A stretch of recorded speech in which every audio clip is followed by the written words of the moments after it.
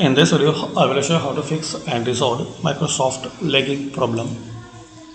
So click on File, More and Options. Now here click on Advanced. Scroll down and underneath Display. Here underneath Display, unselect this setting.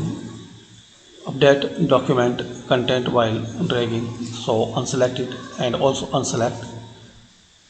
Use subpixel positioning to smooth fonts on screen. If it's selected, so unselect. And enable hardware acceleration if you find this setting here in this list. So you have to enable it. Then click on add-ins and click on go and select any add-in which you are not using. Select it and remove. So these are the settings, guys. You can try to fix and resolve lagging problem in Microsoft Word. Thanks for watching.